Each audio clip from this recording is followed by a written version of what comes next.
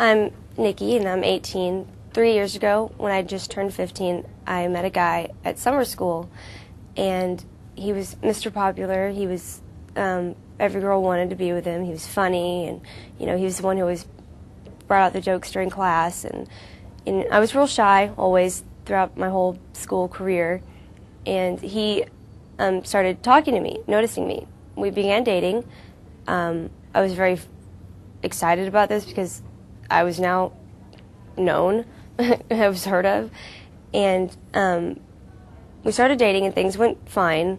And about the first week into the relationship, the first kind of controlling thing he told me was, I'm the type of guy that likes a lot of physical attention, so if you don't give it to me, I'm going to get it from somebody else. Meaning like play with his hair, scratch his back during class, stuff like that. So I did what I was told. It was my first real relationship.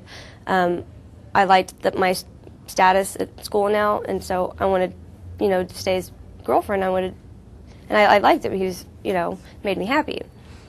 It progressed into being real, like, putting down verbal abuse and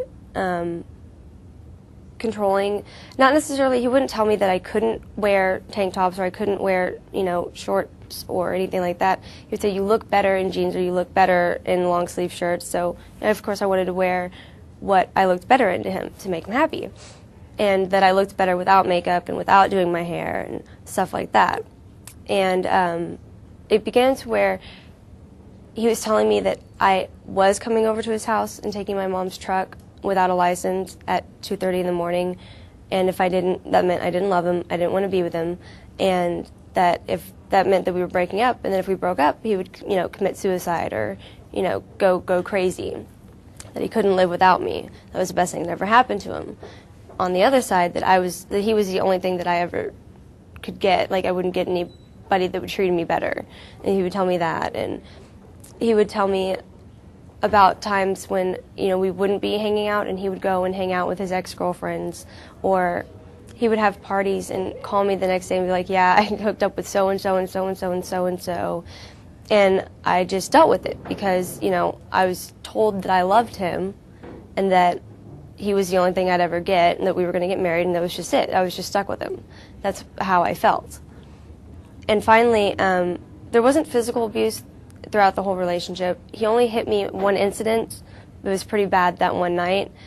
And it was on a Saturday night, and I'd gone over to his house to watch a movie with him and a couple of friends. He invited some other people over, and some people stayed, some people left. Well, when we were about to watch the movie, me and this other girl went to the corner store to get snacks and drinks and candy and stuff. We came back, and I'd gotten all his favorite, you know, Skittles, whatever he likes, and because I knew it all, I had to get it. Just, I was thinking of him. I got it. We get back there, and I give him his stuff, and he's like, all right, leave. I was like, are you kidding me? I just spent like $30-40 at the corner store on my mom's gas card. You want me to leave? There's no way. So I sat down on the back of the couch, like my legs were hanging off the back of it, and he was talking to the girl that I went to the store with, and they were kind of flirting, kind of playfully fighting and pushing each other. And he looked at me, and then he playfully pushed me, but it wasn't so playful, it was a little bit hard. And I kind of lost my balance on the couch and got myself situated again. He pushed me 2 other times, and the third time he pushed me so hard that I rolled backwards off the couch. And at that point, I was trying to get up, and he had an open kitchen, and he looked at me, and he started calling me horrible names. And he picked up anything he could in the kitchen, and he was throwing it at me, like a bag of chips, Velveeta cheese box, scissors, anything he could get. And that's when I started to walk over to the front door to get my shoes on and leave and stuff. He came out of the kitchen and around, and he picked me up by my hair and dragged me to the stairs, which were by the front door. And he laid me down on my back, and he started choking me, still calling me horrible names. And he was choking me so hard that his thumbnail broke skin right here on my neck. And I got free. I got my keys, or my mom's keys, and I went to go leave, and somebody was parked behind me. But when I was exiting the front door and I was outside, I was trying to scream, or I was yelling, and he came outside and he was telling me to shut up. And when I turned around, he was right there, and he hit me with an open fist, like right here on my jaw, you know, telling me not to scream. I I got in the truck and I was crying and I didn't know what to do. So I started calling my sisters, and I couldn't get a hold of them, but I got a hold of my sister's brother-in-law, who was telling me, asking me what was wrong and telling me what I should do. And my boyfriend came out of the house and got in the truck and took the phone from me, heard that it was a male's voice, didn't like it, slammed my phone on the dash, and he reached over again with an open fist and hit me right here on my face, and it damaged my tear duct. And when I cry, I only cry out of this eye now. And I have to constantly put eye drops in. And then he went back inside, and I went to go wake the person whose car's behind me, and they wouldn't get up. And I finally got somebody to move the car. And so they moved the car. I was leaving, and then as I was leaving, my boyfriend opened the door, hopped in the truck, and I stopped.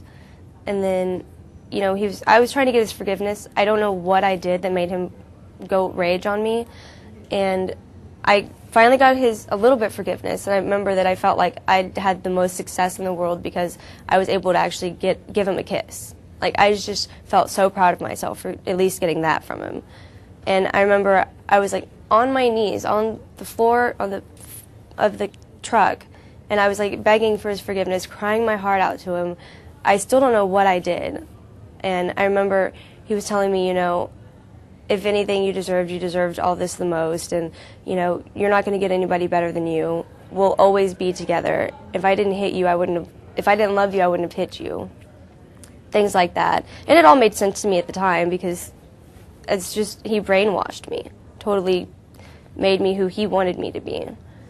And so he got out of the truck, I went home, my mom had to go to work that day, and I slept all day. When I woke up, I don't know who I was, but I had the guts to call my mom and my dad and say, I need y'all to come to the house, we need to have like a little meeting, I need to tell you something. And so I told them what happened, and we went and filed a report. And about 2 weeks later after that, we got a protective order, and I haven't heard from them since.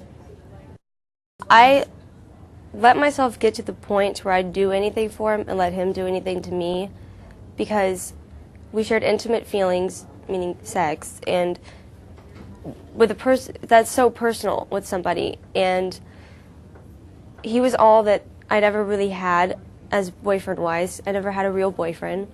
He was all I knew towards the end of the relationship. I didn't really hang out with my family, and family means a lot to me.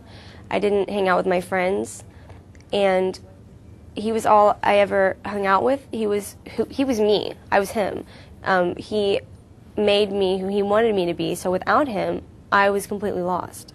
I didn't know what to do. And I just let it get that way because, like I said, without him I was lost. I don't know why I told somebody. Even if I think about it today, I don't remember what mind frame I was in to get up out of bed and call my mom and say, I need to tell you something. I didn't know that it was, I had a feeling it was bad. I had to have been mad. Somebody hit me. But I didn't know that it was an issue. And I didn't know that it was something that could affect me the way that it did. I just had a gut feeling that I had to tell somebody. Why not my parents, the best people to tell? And we did something about it, and then I realized that it's a big issue, and I actually learned what abuse was a month after the relationship. Because I remember me and my mom were walking, and we were grocery shopping. She goes, maybe you need some counseling. You're a battered teen. I was like, what? I'm not a battered teen. What are you talking about? And then I learned that it was an abusive relationship that was unhealthy.